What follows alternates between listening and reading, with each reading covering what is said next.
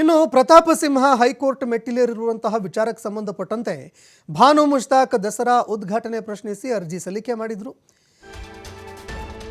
ಆದರೆ ಕೋರ್ಟ್ನಲ್ಲಿ ಇದಕ್ಕೆ ಪ್ರೋತ್ಸಾಹ ಸಿಗೋದಿಲ್ಲ. ಅವರೇನು ಕೋರ್ಟ್ನಲ್ಲಿ ಅರ್ಜಿ ಸಲ್ಲಿಕೆ ಮಾಡಿದ್ದಾರೆ, ಪ್ರತಾಪ ಸಿಂಹ ಅವರ ಅರ್ಜಿಗೆ ಪ್ರೋತ್ಸಾಹ ಸಿಗೋದಿಲ್ಲ ಅಂತ ಸಿಎಂ ಅವರು ಮಾತನಾಡಿದ್ದಾರೆ. ಭಾನು ಮುಷ್ತಾಕ್ ಬರೆದಂತಹ ಪುಸ್ತಕಕ್ಕೆ ಬೂಕರ್ ಪ್ರಶಸ್ತಿ ಬಂತು. ಅನುವಾದ ಮಾಡಿರುವಂಥದ್ದು ಅವರ ಪುಸ್ತಕ ಅಲ್ವೇ ಅಂತ ಸಿಎಂ ಅವರು ಮಾತನಾಡಿದ್ದಾರೆ. ಕನ್ನಡಾಂಬೆಗೆ ಕನ್ನಡಕ್ಕೆ ಅವಮಾನ ವಿಚಾರಕ್ಕೂ ಕೂಡ ಸಿಎಂ ಸಿದ್ದರಾಮಯ್ಯ ಸ್ಪಷ್ಟೀಕರಣ ಕೊಟ್ಟಿದ್ದಾರೆ. ಅವಮಾನ ಮಾಡಿದ್ದಕ್ಕೆ ಸಾಕ್ಷಿಯನ್ನು ಕೇಳಿದ್ದಾರೆ ಸಿಎಂ ಸಿದ್ದರಾಮಯ್ಯ. ಎಲ್ಲಿ ಅವರು ಅವಮಾನ ಮಾಡಿದ್ದಾರೆ, ಸಾಕ್ಷ್ಯಾಧಾರ ಏನಾದರೂ ಇದ್ರೆ ಕೊಡಿ ಅಂತ ಸಿಎಂ ಮಾತನಾಡಿದ್ದಾರೆ. ಸಂತೋಷ, ಹೋಗ್ಲಿ, ಕೋರ್ಟ್ನಲ್ಲಿ ತೀರ್ಮಾನ ಆಗ್ತದೆ. ಹಿಂದೆ ನಿಸಾರ್ ಅಹಮದ್ ಮಾಡಿದಾಗ ಯಾಕೆ ಹೋಗ್ಲಿಲ್ಲ? ಇದೇ ಇವ್ರು ಇದ್ರಲ್ಲ, MP ಆಗಿದ್ರಲ್ಲ, ನಿಸಾರ್ ಅಹಮದ್ ಇದ್ದಾಗ ಉದ್ಘಾಟನೆ ಮಾಡಿದ್ರಲ್ಲ, ಯಾಕೆ ಹೋಗ್ಲಿಲ್ಲ?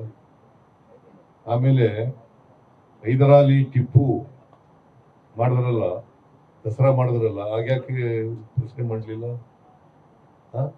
ಮಿರ್ಜಾ ಇಸ್ಮಾಯಿಲ್ ಆನೆ ಮೇಲೆ ಮೆರವಣಿಗೆ ಆದ್ರಲ್ಲ, ಯಾಕೆ ಮಾಡಲಿಲ್ಲ? ಇದು ರಾಜಕೀಯವಾಗಿ ಮಾಡ್ತಾ ಇರ್ತಕ್ಕಂಥದ್ದು. ನಾವು ಕೂಡ ರಾಜಕೀಯವಾಗಿ ಫೈಟ್ ಇಟ್ ಔಟ್. ಅದು ಮತ್ತೆ ಲೀಗಲಿ ಕೂಡ ಕೋರ್ಟ್ ನಲ್ಲಿ ಫೈಟ್ ಮಾಡ್ತೀವಿ.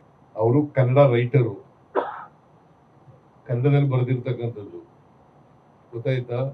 ಅವ್ರ ಪುಸ್ತಕಕ್ಕೆ, ಯಾರ ಪುಸ್ತಕಕ್ಕೆ ಬಂದಿರೋದ್ರೆ ಭಾನು ಮುಷ್ತಾಕ್ ಅವರು ಬರೆದಿರ್ತಕ್ಕಂಥ ಎದೆ ಹಣತೆ, ಭಾನು ಮುಷ್ತಾಕ್ ಅವರು ಬರೆದಿರ್ತಕ್ಕಂಥ ಎದೆ ಹಣತೆ, ಆ ಪುಸ್ತಕ ಬಂದಿರೋದು.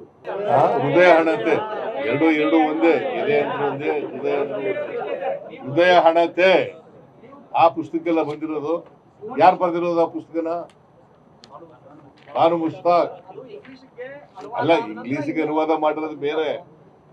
ಭಾನು ಮುಷ್ತಾಕ್ ಬರೆದಿರ್ತಕ್ಕಂಥ ಪುಸ್ತಕಕ್ಕೆ ಅವ್ರಿಗೆ ಅದಕ್ಕೆ ರಾಜ್ಯ ಸರ್ಕಾರ ಇಬ್ಬರನ್ನೂ ಕರೆದು, ಇಂಗ್ಲಿಷ್ ಕನ್ನಡದಿಂದ ಇಂಗ್ಲಿಷ್ಗೆ ತರ್ಜುಮೆ ಮಾಡಿರೋರಿಗೆ ಮತ್ತೆ ಭಾನು ಮುಷ್ತಾಕಿಗೆ ಇಬ್ಬರಿಗೂ ಕರೆದು ಸನ್ಮಾನ ಮಾಡಿದ್ದೇವೆ.